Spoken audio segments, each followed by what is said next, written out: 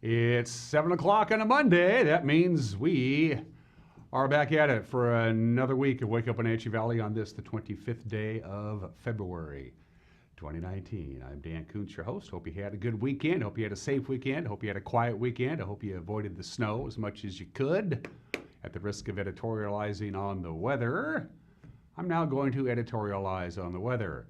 I'm tired of this. I'm done with it.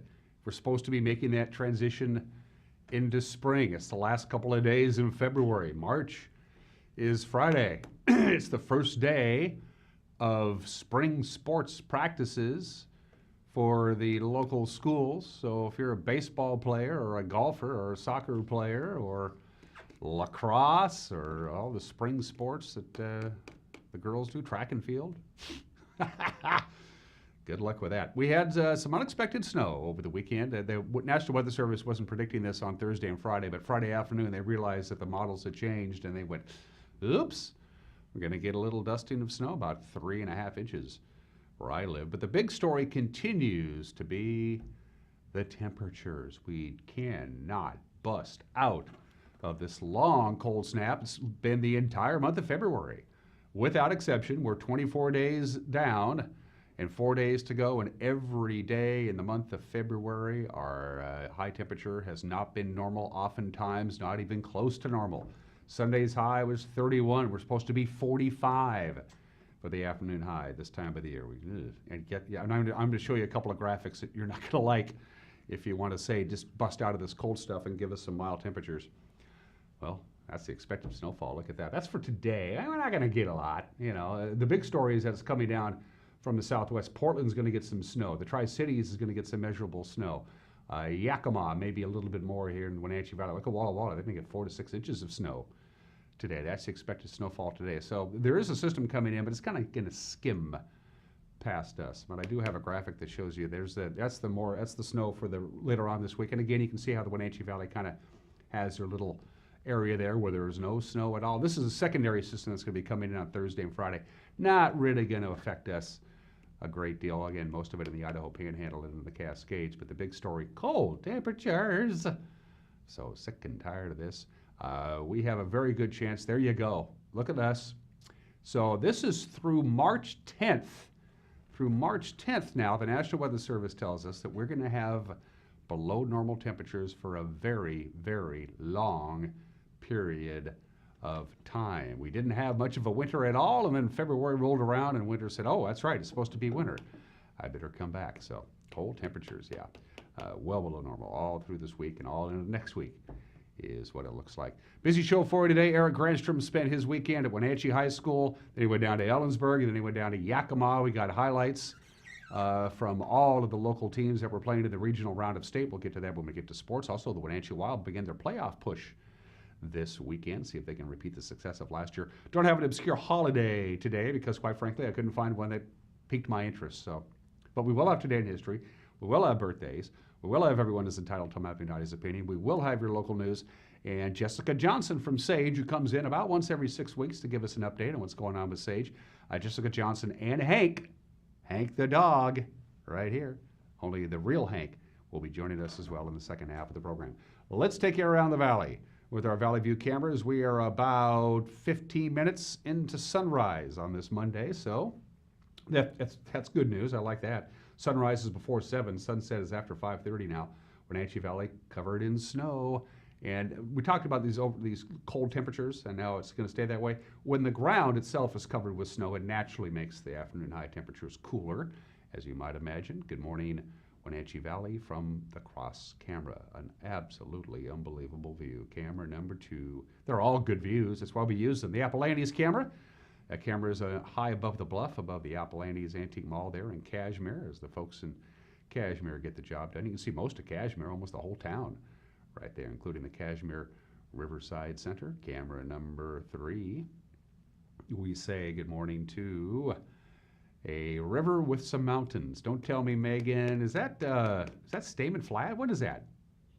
Oh, that's Chelan Falls. I keep missing that one. We did that on Friday and I didn't get it. Chelan Falls, that's one of our newer cameras. Good looking stuff. The highway between Chelan and Pateros there is on your left, and camera number 4. is a Dissolve 2 Billy Goat, our all-time favorite. I think it's got to rank number one. One of the most spectacular views. It's like being in an airplane, isn't it?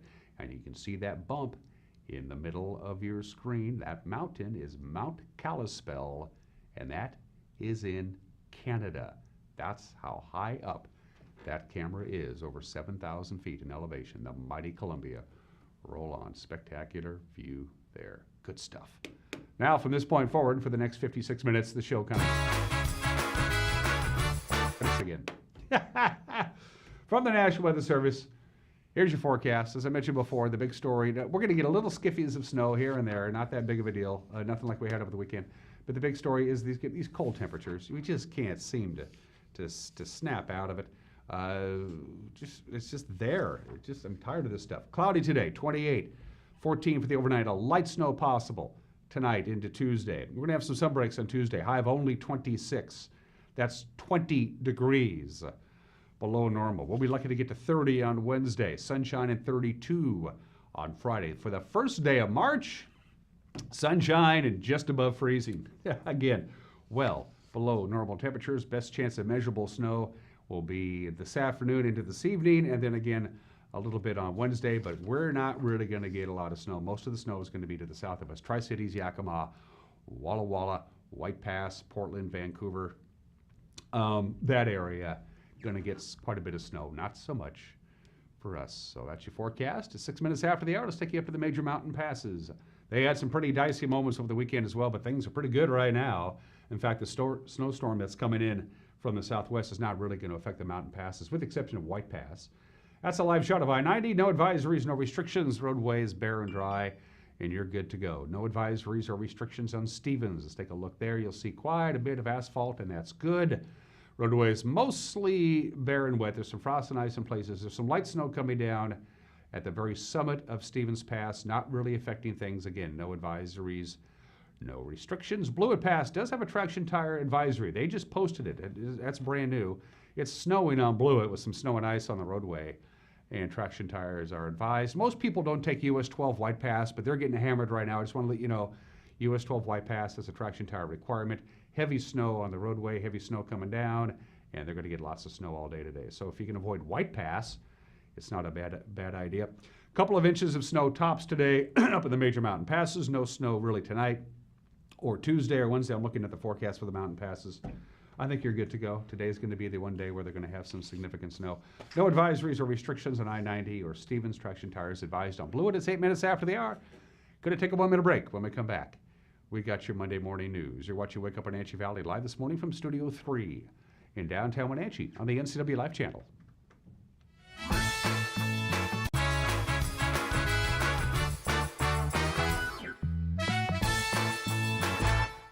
My name is Lacey Haggerty, and I'm a nurse midwife with Columbia Valley Community Health. I love all aspects of my job because it is a profession that's very committed to empowering women to make decisions in their health care that feel best for them. It's incredibly valuable to me as a midwife that I get to take care of women throughout their whole lifespan. I hope to see you at a future visit because I know you'll love having midwifery care. Hey everyone, did you know that the NCW Life channel is North Central Washington's go-to source for news? No matter how you prefer to view your news, NCW Life has you covered. Watch the evening news weeknights on TV, stream it, read it at ncwlife.com, or catch the latest news by following us on Facebook. Stay informed with local news, sports, weather, and shows featuring local people and events. NCW Life, a reflection and a spotlight of the communities we call home.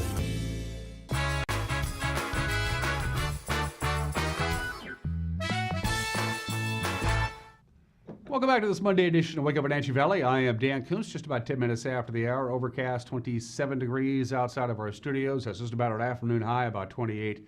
Lots of cloud cover and a little bit of light snow. Here's what's making news on this Monday. That 6-year-old girl who fell through the ice at a Rock Island Pond on Thursday is making great strides towards recovery. That's according to Sean Ballard of Ballard Ambulance. Yeah, we actually received a report this morning from the hospital here, and then also last night that the young lady, the 6-year-old girl that went in the water, is making some just dramatic improvements. Last night she started moving her arms and her legs and opening her eyes. And today she's got purposeful movement, and it sounds like all of her vitals and everything continue to improve. And the report we got was very optimistic. About 11:15 on Thursday morning, the girl walked out onto the icy pond and then fell into the water. She was in the water for about 15 minutes. That was before Billy Turner of Douglas County Fire District Number 2 swam out and rescued her, while fellow firefighter Jacob Toves maintained a tagline. The girl was reportedly staying with family friends at a mobile home park near the pond.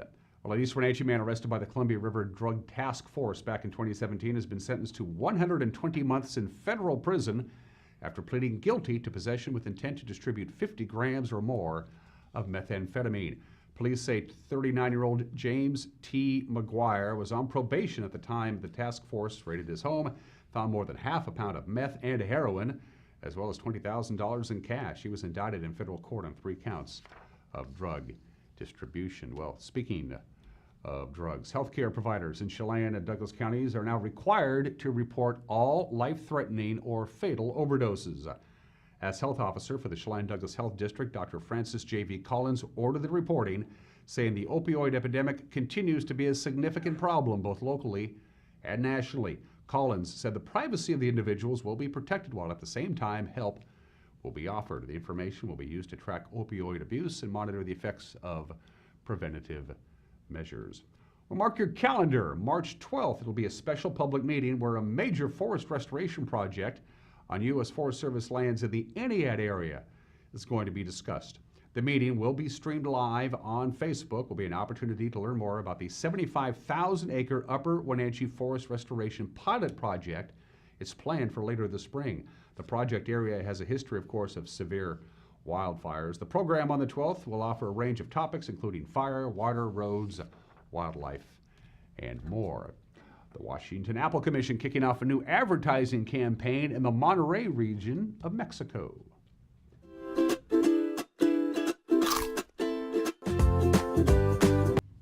It's called the It's So You campaign. It focuses on increasing sales of the Gala variety of apple among Monterey customers. The commission hopes the bright colors and messaging will bring more awareness and visibility to the bi-colored apple. Commission Communications Outreach Coordinator Tony Lynn Adams says the campaign will run from February to March of this year. Well, we had more snow over the weekend, and if you're a new resident of Chelan County, you wonder, how come my street hasn't been plowed yet? Well, you need to know about what's called the Code of the West. The county adopted the policy a couple of years ago as a means of notifying prospective property owners that the county is different. Living in the county is different than living in the city. County governments are not able to provide the same level of service. Commissioner Doug England explains. A lot of people come from an urban setting where they want to come to a nice rural area to live, and they don't realize what comes with that. And so it's just a reminder that it is country and it is country living. The Code of the West, first chronicled by the famous Western author Zane Grey, basically outlines the unwritten code of conduct if you live outside city limits. The code also identifies law enforcement, firefighting, and emergency medical responses that can also be delayed due to access in outlying areas. And that's a look at what's making headlines at 14 minutes after the hour. What happened on this Monday? What happened over the weekend? We have a news staff that does that. Cal Fitzsimmons is our news guy, and he teams up with Grant and Steve and Eric and Uriah and Tucker and everybody else. And we put together a little newscast we'd like to call The News with Grant Olson at 5 o'clock, 6 o'clock, and 10 o'clock, 5, 6, and 10. You can watch it right here on this very television station. You can watch it on our website by going to ncwlife.com. We'll have it up and running right around 4:30 or 5 each afternoon, ncwlife.com. We also post a link to that on our Facebook page, and you can use our website and you can use our Facebook page to get a hold of us. That's one of the many ways you can get a hold of us. If you think there's something out there that warrants our attention, send us an email, news@ncwlife.com. You can go up to the Contact Us icon on our website and send us a note that way. You can pick up the telephone and give us a call. You can even write us a letter. We'll get it soon. We have a good post office around here. 15 minutes after the hour, how did the local prep high school basketball teams do over the weekend? You and I are going to find out together in 1 minute. You're watching Wake Up Wenatchee Valley, live from Studio 4 in downtown Wenatchee on the NCW Live channel.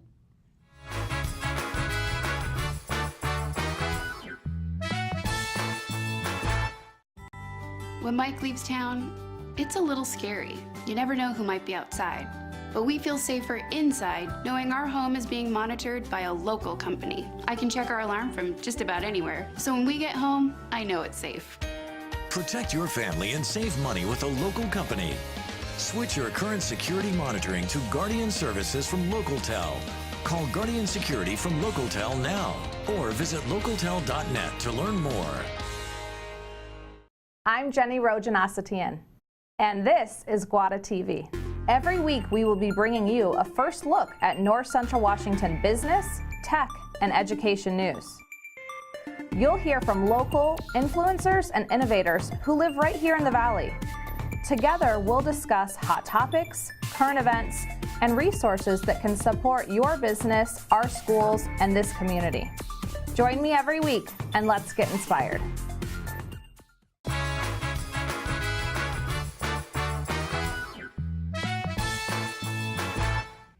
Welcome back to this Monday edition of Wake Up Wenatchee Valley. I am Dan Kuntz, and let's do sports. The weekend began with 4 teams for Wenatchee Valley heading into regional basketball action by Saturday night.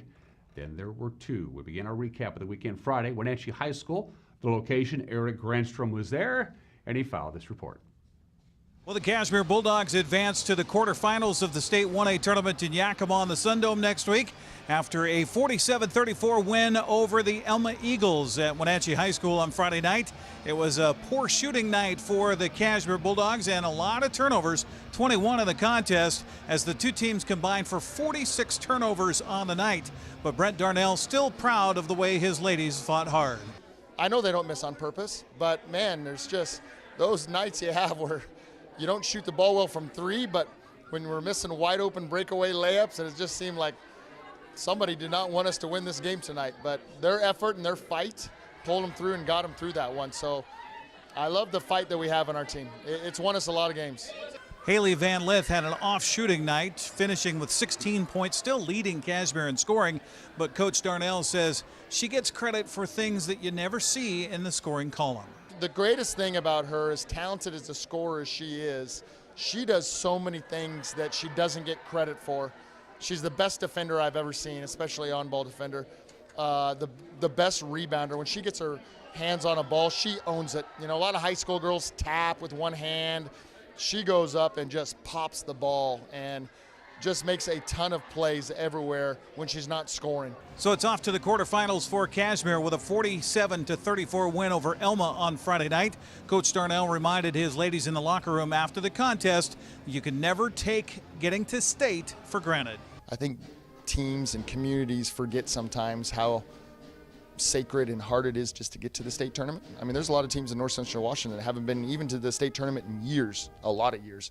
And we've been fortunate enough to go and lucky enough to go for 6 years in a row. And I remind our girls of that every day, how fortunate we are just to get over here and play. So don't waste that. Don't waste the day. Don't waste the game, and enjoy it. But make sure we get after it. And our girls know that, and they do that. They do a good job of that. So we're very appreciative of where we are, and we're looking forward to getting over there. We don't take anything or any team for granted, and we still have a lot of fight on us, and we're going to get better. We will be better next game. In the nightcap, it would be a tough night for the Antioch Lady Tigers as they would lose one of their leaders on the floor in the second quarter, who would go down with an apparent concussion, have to go to the hospital to get checked out. Faith Southard left the ball game at that point, and that is where the game would turn as Inchelium would go on for a big victory by a final of 62-38. Antioch season comes to a close. That's going to do it for our Friday night coverage of regional basketball here on the NCW Live channel. Thank you very much, Eric. Just go to Les Schwab Prep Scoreboard again. This is Friday. Oops, that's not the Les Schwab. There you go. There are the finals, as Eric just reported. Cashmere moves on to the state quarterfinals. They'll play, well, we'll tell you where they're going to play in just a little bit. And as you see, the Antioch girls, their season came to an end. That was Friday. Saturday saw 2 Wenatchee Valley teams on the road with regional playoff games. Eric hopped in his big red truck, drove down to Ellensburg and then Yakima, and he filed this report. 2 Two schools we followed on Saturday in the regional round of this state tournament. The first in Ellensburg was the Wenatchee Panthers, where they came out against the Mount Rainier Rams and found out that that was a very good team, very athletic, and boy, did they hit from outside with 7 3-pointers in the first half. They would go on for the 73-50 win to end the Wenatchee Panthers season. It was turnovers and transition opportunities, the big difference in that first half, according to Coach Travis Williams. You know, we didn't take care of the ball like we needed to, and I felt like our 4 turnovers in the first quarter were all just those kind of really bad turnovers where it's not really their ball pressure or anything like that that's causing us to turn it over. It's just, you know, throwing passes over guys' heads and things like that, and it's shit. And with them up pressing and stuff, it's just only going to lead to bad things and transition things for them down at the other end. But you know, I thought we played a little bit scared coming out, and unfortunately, you know, you get this far against teams like this, and they're going to make you pay for it, and then they got their head up, and they got a lot of extra possession. We didn't do a very good job boxing out today, and just kind of those fundamental things that I think we've done a really good job of this year. For whatever reason, we didn't execute those things, and you know, they definitely looked like the experienced team that was ready to go, and we definitely weren't ready like we needed to be from the start. Travis says it was tough to say goodbye to the only senior on the team, Darius Carlson.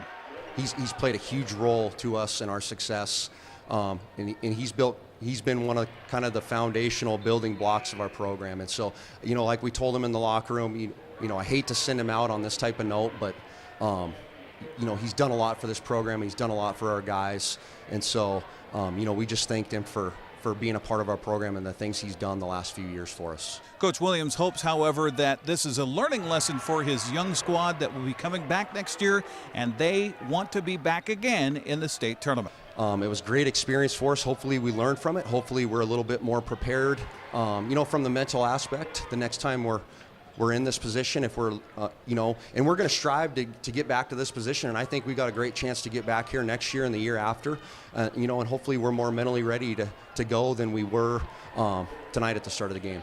So the Panthers would fall by a final of 73-50 and have their season come to an end.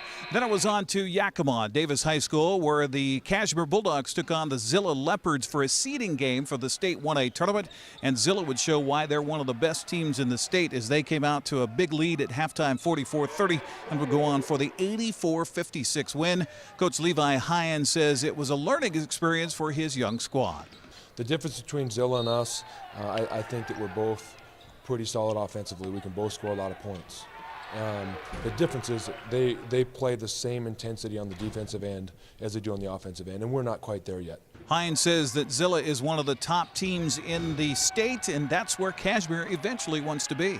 They're actually, you know, they're the team that we look to as like, we want to be like this team. This team is senior loaded. Our team is mostly sophomore dominated. We knew it was going to be a tough challenge. I didn't think it would turn out this way, to be quite honest with you.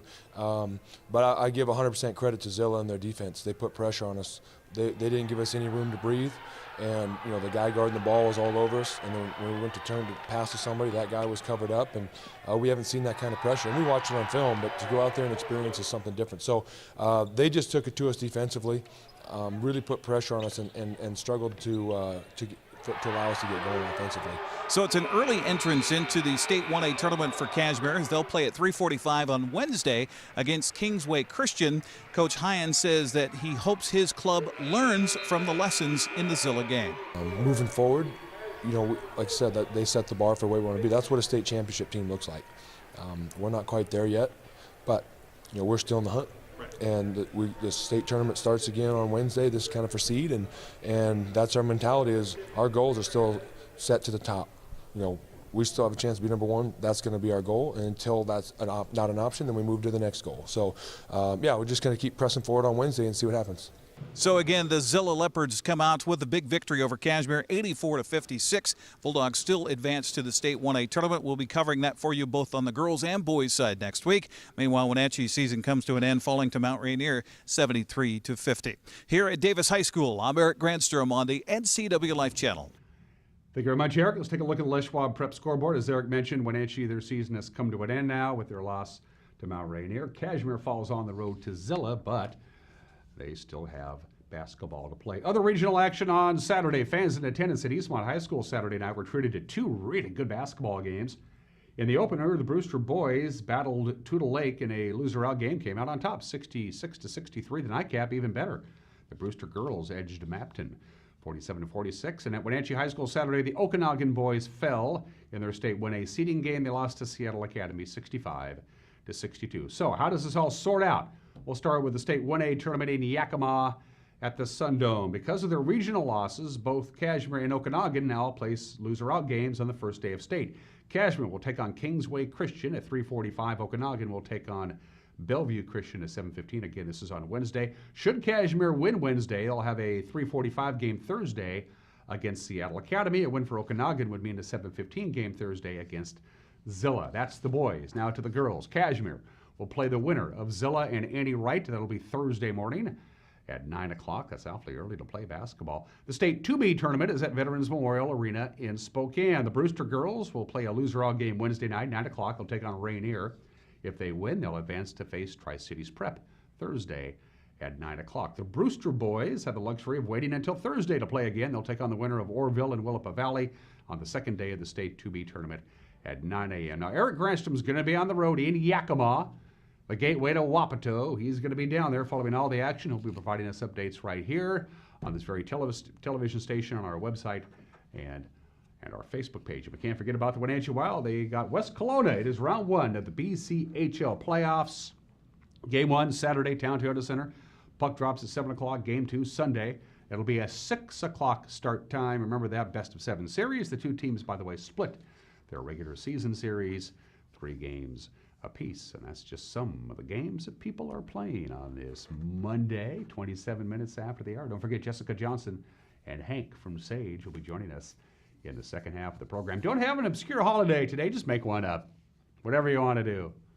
National Pen Day. There you go. There just wasn't one. There's like 9 sites I go to find out a good obscure holiday, and I struck out completely. So we'll move right on today in history, and this is the 100th anniversary of the gas tax. Yes, February 25th, 1919, 100 years ago today, Oregon places a 1 cent per gallon tax on gasoline.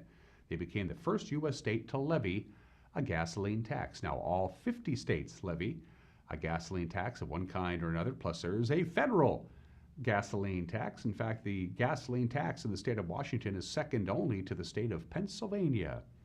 We pay a lot for our gasoline here in Washington state. And it all started 100 years ago today. And February 25th, 1987, this is the 32nd anniversary of the death penalty, as it were, for SMU football. Southern Methodist University's football program banned for a year from competition by the NCAA. They were not allowed to play football by the NCAA rules in 1987, and then they self-imposed a second year of no football in 1988. So they did not field a team in 1987 or 1988 because they just kept cheating and getting caught and cheating and getting caught, and they no listen. Finally, the NCAA says, if the only way we're going to get you to play by the rules is to close your program, we're going to do it. And SMU has never really fully recovered from that event 32 years ago today. All right, let's do some birthdays for you. Gentlemen you may have heard of. George Harrison was born in this state back in 1943, passed away of cancer at the age of 58 back in 2001. The Quiet Beatle is what they called him. Of course, he's in the Rock and Roll Hall of Fame 2 times over as a member of the Beatles and with his solo career. He joined the band because, well, first, of course, John had the band, and then Paul joined the band because Paul was a better guitar player than John was, and John understood that, made the band better. And then Paul said, I got a buddy, George, who's an even better guitar player than I am. And John said, nah, he's too young. But what really changed everything and how George ended up landing in the Beatles is that George's mother would let John, Paul, and George rehearse in her living room, put up with all those noisy rehearsals. And that's when John said, okay, if she can live with that, you can join the group. George Harrison, born in the state of 1943. And Rashida Jones celebrates her 43rd birthday today. Parks and Recreation, The Office, Boston Public, The Muppets. She was really good in The Muppets a few years back. Rashida Jones, daughter of Quincy Jones, 43 years old today. All right, just about the bottom of the hour. We're going to take a break. When we come back, a brand new Everyone's Entitled to Mike Magnotti's Opinion making his debut. And then Jessica Johnson from Sage and Hank will be joining us when we come back. You're watching Wake Up Wenatchee Valley on the NCW Live channel.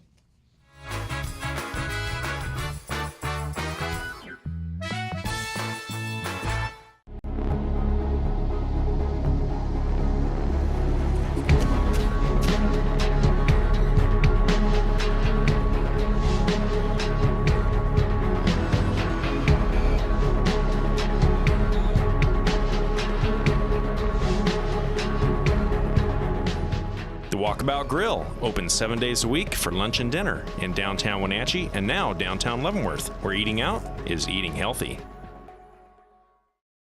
Put winter weather in its place with a new Cub Cadet snow thrower from Rose Tractor. Hi, this is Corey. Let us help you get through the season with our line of Cub Cadet snow throwers. When it comes to snow, never let winter weather get in your way. The Cub Cadet X Series line of snow throwers offers 3 levels of snow clearing power and a host of award-winning models. Get ahead of the snow. Let us help you get into the right snow thrower for the job. Rose Tractor, family owned and operated, located at the corner of 3rd and Rock Island Road in East Wenatchee. I'm Tom from Alpine Air Heating and Cooling. At Alpine Air, we think of ourselves as customer service-oriented retailers. When you make an appointment, please visit our store, meet our people, see our shop. We are serious about heating and air conditioning. Carrier and Alpine Air are offering huge factory rebates and financing options for all your needs. Turn to the experts at Carrier and Alpine Air. Call for your free replacement estimate. Heat and air, call Alpine Air, 662-6846. Antique Mall at Cashmere wishes you a happy and prosperous new year. With 15,000 square feet to explore, Antique Mall at Cashmere has something for everyone. For repurposing projects, do-it-yourselfers, and those with a keen eye for making something old fresh and new again, this is the place to find your next project. Antique Mall at Cashmere, their friendly staff is here to help you. Stop on by today.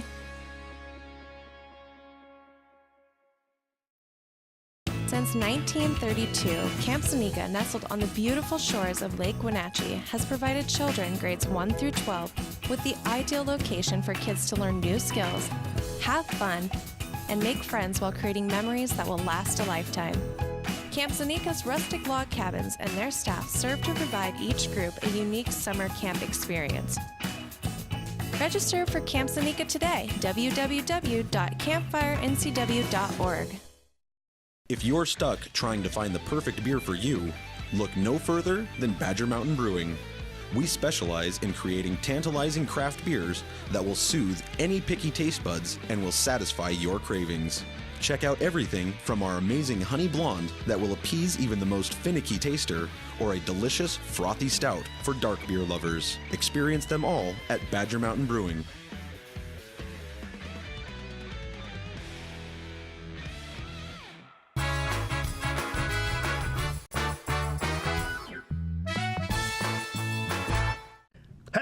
Mike, Mad Dog McNaughty, and everybody is entitled to my opinion. Now, someone once said to me, the reason they had a problem with gay people is that I don't agree with the gay lifestyle.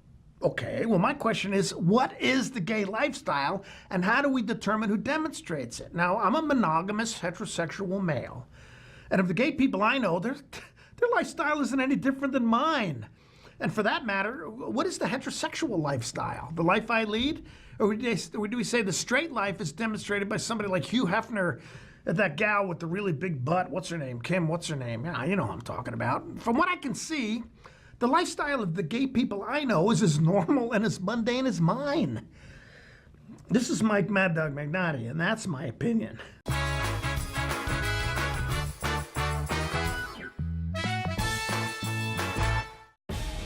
Hi, Justin here, owner of Club Crow Bar and Grill in Cashmere. Club Crow is your place for famous blues, brews, and barbecue. We are your one-stop bar and grill, serving breakfast, lunch, and dinner 7 days a week. Looking for a fun night out? Join us at Club Crow Saturday nights. We have live bands to rock the night away. Club Crow is bringing comedy to Cashmere. Check out our Facebook page for upcoming dates.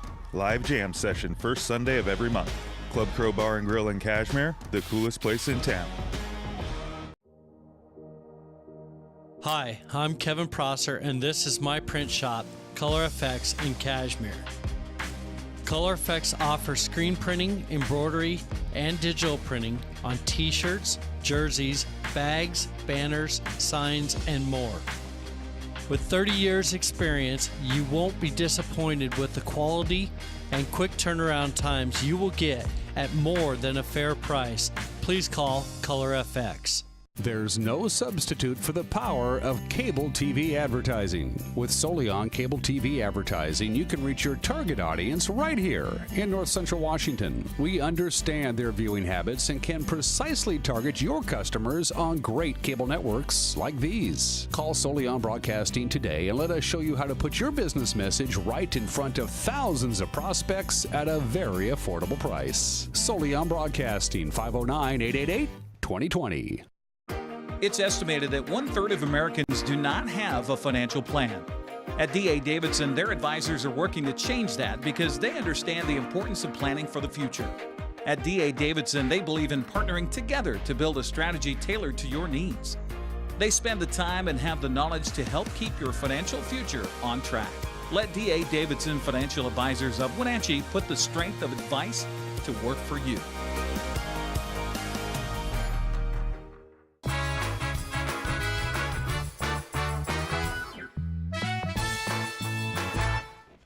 Welcome back to Wake Up Wenatchee Valley. I am Dan Kuntz. Jessica Johnson from Sage comes by and visits me about once every 6 weeks to give me an update on what's going on. Of course, whenever I tell my coworkers Jessica Johnson's coming in, they all say the same thing. Is she bringing Hank? Is Hank coming? Well, yeah, Jessica's here, and more importantly, Hank's here. He's down there somewhere. Hello, Hank. Hi, big guy. There he is. There's the hanker. Well, let's start out. Give us a Hank update. How's he doing? Awesome. He has done such a good job. He's changed the way that we do business at Sage. I can't say enough good things about him. Not only is he a little bit of a local celebrity now, but he does such good work with kids and adults. Has been in defense interviews with kiddos.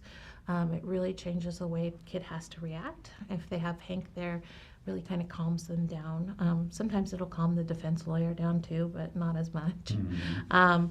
And then we've been at court and have been able to go in and be at court and have him be in the witness box when the child has to testify. So that's really, really great.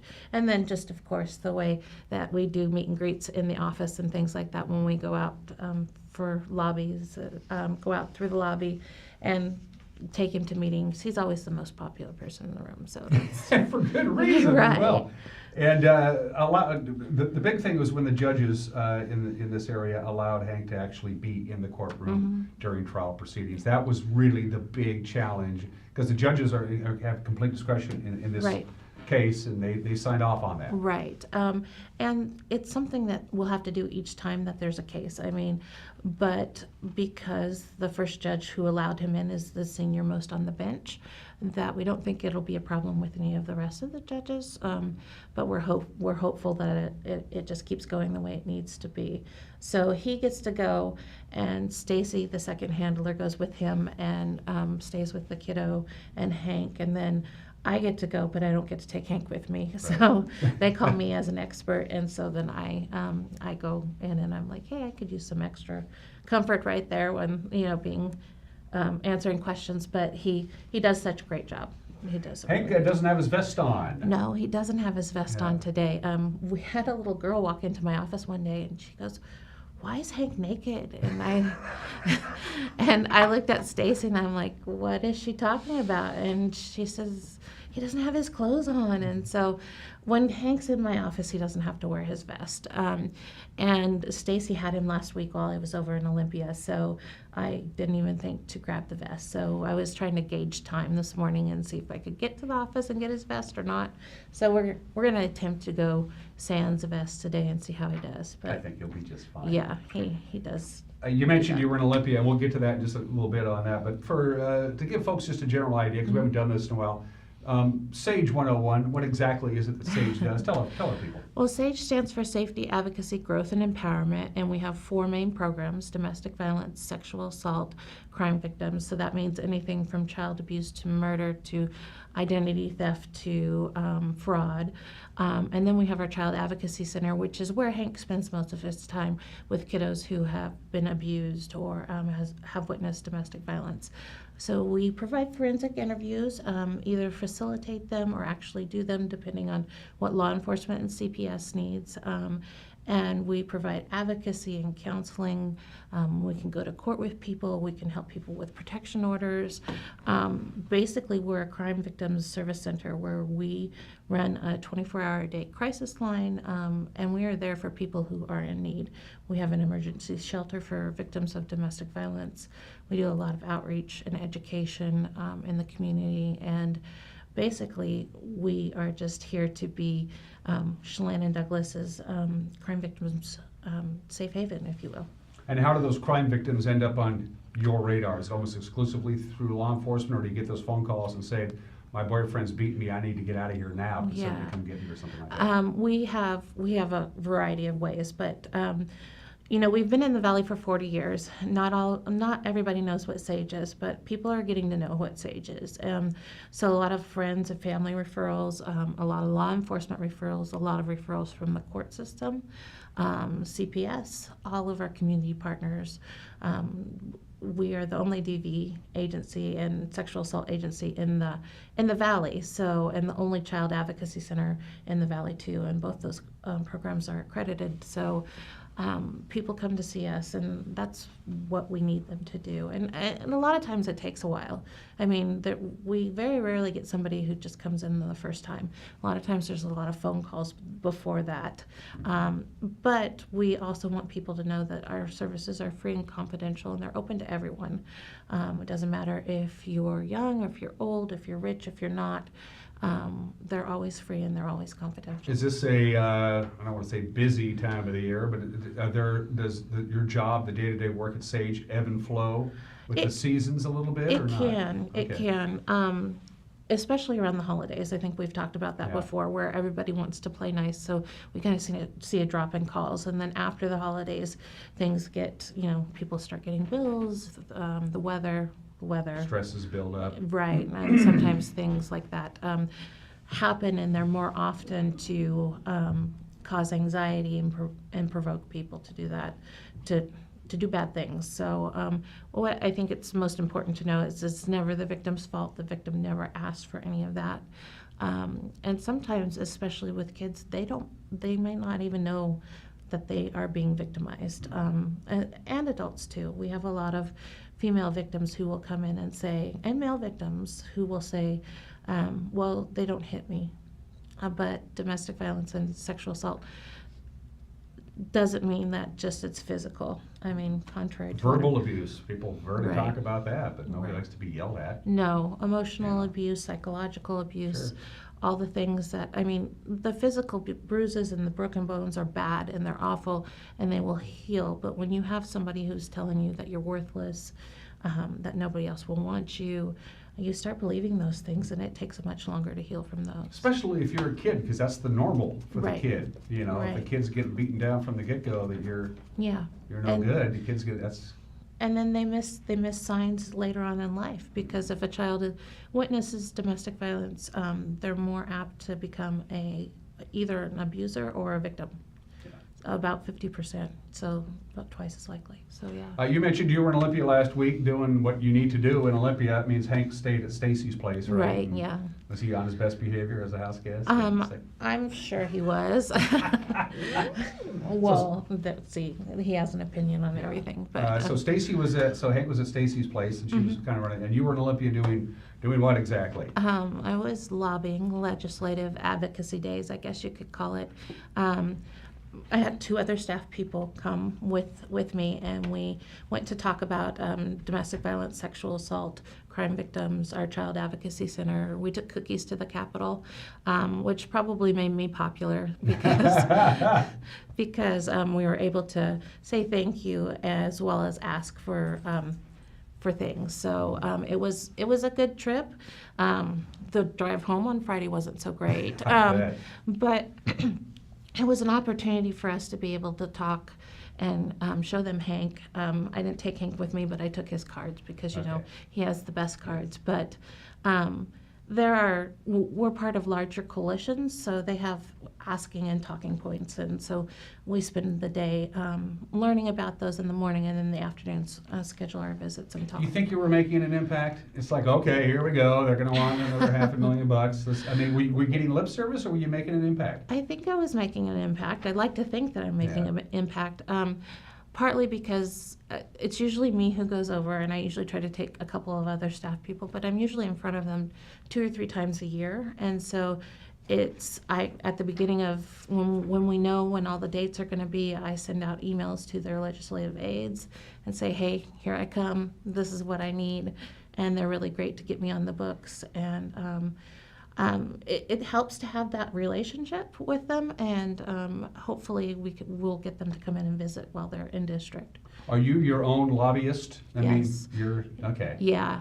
The coalitions both have paid lobbyists, but we are our own. You know, we go in and ask for things, and ask them to come visit too. I mean, like, that's the most important thing, is that I think that once they come in and they see all the things that we do, it gives a greater impact. And then when I come over and remind them, gently, of course, then they are more apt to see where we're coming from, and they can see the work that we've done.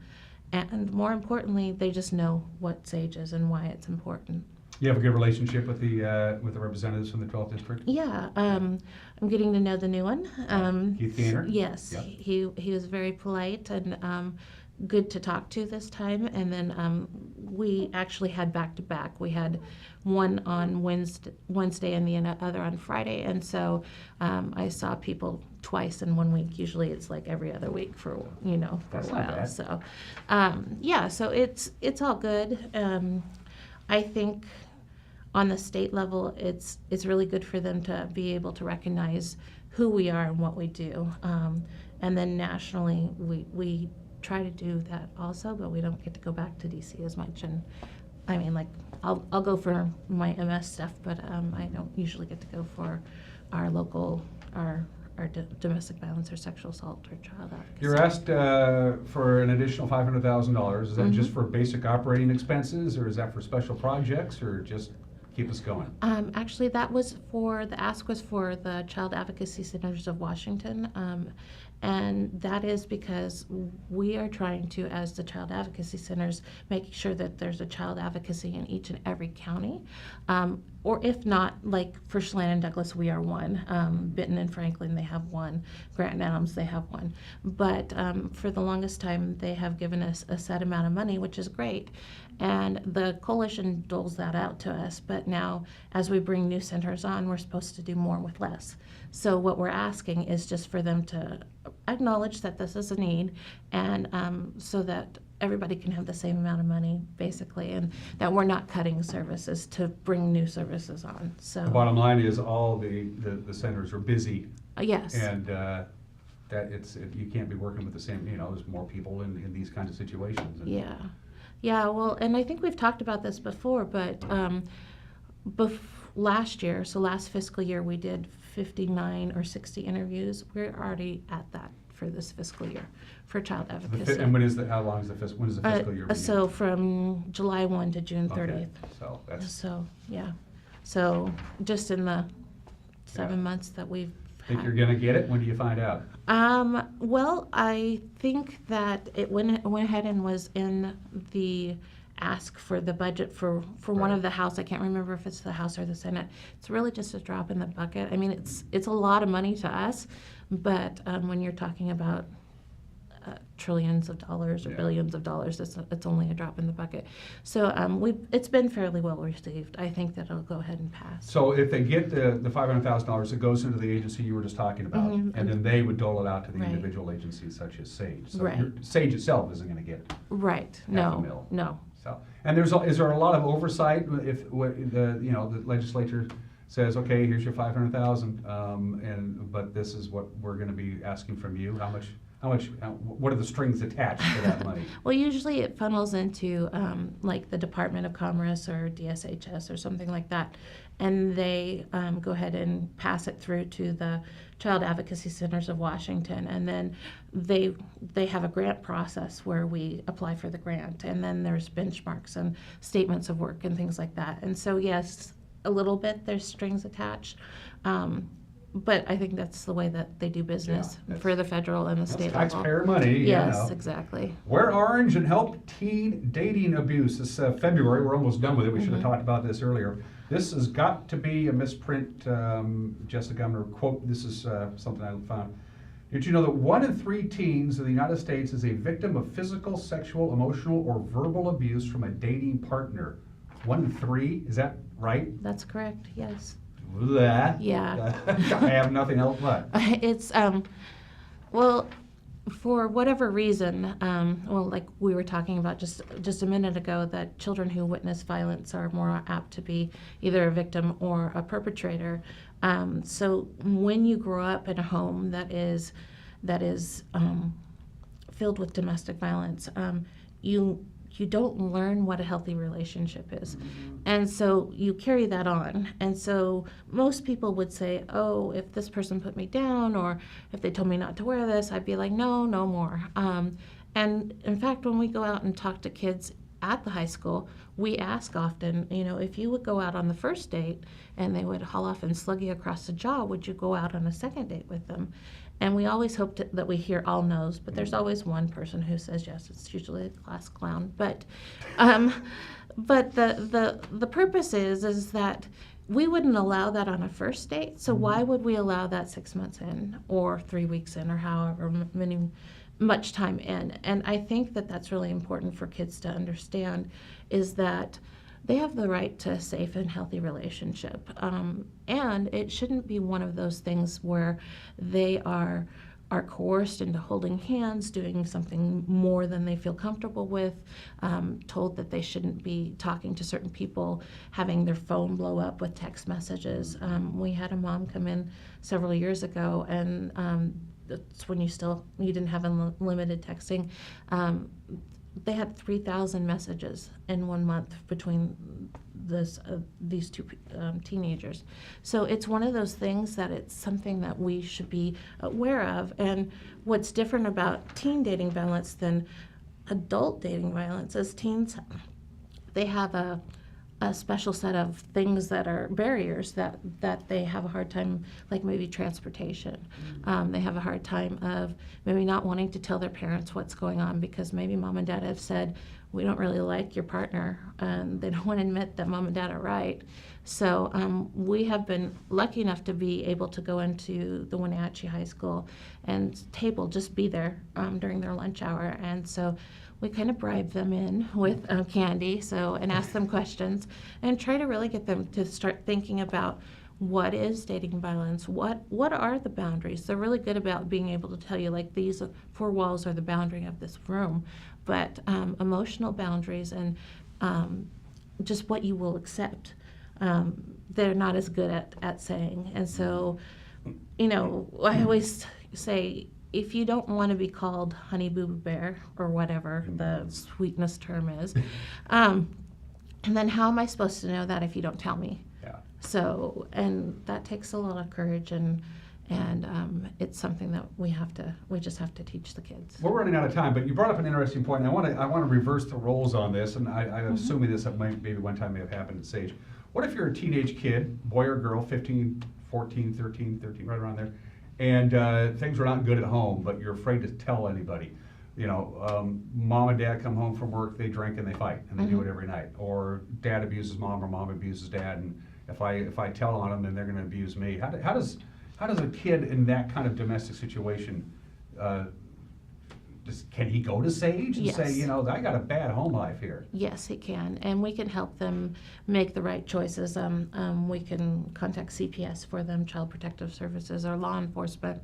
If the child's over 13, they can come to Sage without their parents' knowledge, because that's the age in Washington for consent for treatment. So we can help them, and then once we get them safe, we can help them recover, if you will, from the abuse and the trauma that they've experienced. So it's something that we can help with. We also have a teen text line that teens can text. We can go to the schools and see the teen there if that works best for them. We have advocates who will do that. Of course, we can't take Hank to the school, so that would be the selling point for having them come to us at Sage. But yes, we can help with that. think there should be a national parenting test. Yeah. You can't procreate unless you pass this test. I think that's, what do I know? On to much better things. Some enchanted evening. Yes. You will meet a stranger. Rogers and Hart were going to sue me. Behind the Mask is back again. Right, Yeah. right. March 9th at the Convention Center this year. We are going to have a masquerade theme, I guess you could call it, with masks. Tickets are $80 for a single and $140 for a couple or two people. You don't have to be a couple. You can bring your best friend if you want. We'll have a silent auction, a live auction, a dessert dash. There's lots of good things there. We have Confluence Health, who sponsored Prestige Senior Living at Colonial Vista, Molina, Consolidated Health, Mitchell, Reed, and Schmitten, and lots of good things for us to, for people to bid on. So, including a date with Hank. Oh, so that's worth it right there. Yeah, so Hank doesn't know it yet, but he's the eligible bachelor in our auction. So we will be doing that. And this is the 8th one, right? Yes. So that's good because it means That's the previous 7 actually work. Were Yes. they all? I don't want to say mask. They're mask. You know, you put that. You hold the mask over your thing. Have they all been the same kind of theme? Is that, or is every year is a different fundraiser? No, we for the longest time just stayed with Enchanted Evening, Right. and the past 2 years we've had. Last year was Once Upon a Time, and then this year was Behind the Mask. So we try to change it up just a little bit. It should be a lot of fun. We have an auctioneer coming in and some great speakers, some community awards, some good things that will happen, and then a chance to learn more about Sage, a chance to meet Hank, maybe win a date with Hank, maybe have Hank visit your kiddo's birthday party, something like that. We also have lots and lots of wonderful people who have donated to our auction, so there'll be some great prizes, and I'm looking forward to it. I mean, I always say that it's like planning your wedding every year. It is, but it's something that, we get to do, and we get to tell people about Sage and have a good time when we're doing it. And success stories. You get to hear a lot of success stories. In fact, as Jessica's mentioned before, a lot of people who went through the Sage system, for lack of a better term, end up either volunteering for Sage or going to work for Sage because they've been on the other side of the coin and they know. Right. Yeah. And sometimes, people find themselves involved with Sage and they don't really know what to expect. But I always tell people just to come in and just to see what we are, and community members too. I mean, if you would like to know more about Sage, I would invite you to give me a call and come down and get a tour. Hank will give you the tour if you'd like. You can see where Hank does most of his work. You can see what we do. I think it's just a really good thing for people to know that it's an available resource in our community, and a valuable one, I think, too. It's designed to make everybody's life better, which is just a basic tenet. Saturday, March 9th at the Wenatchee Convention Center. Go to the website. That's what I just Googled Sage Wenatchee. If you Google just Sage, you get some restaurants. Right, exactly. So, or just go by their offices at 701 North Chelan. All the agencies go directly, all the money that they raise go to their clients, all that other stuff. Or you can just make donations. Some enchanted evening. I can't wait for that. We got about, I should stop singing. We got about 90 seconds left. What else is on your mind before we cut you loose?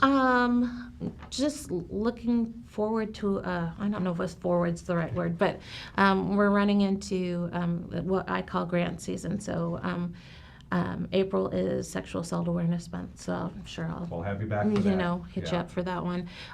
No, but really, we're really working on Enchanted Evening right now, and just keeping track of what's going on in the session and over in Olympia, and contacting legislators and things like that. So it's been a good year so far, so hopefully, knock on wood, it'll keep being a good year. And we just have been busy and want people to know that we're out here. And you can bust out of the vicious cycle. It can be Yes, done. it can be done. All it starts is with a phone call or a drop by or a message or whatever it is, because they're here. Right. That's what they do.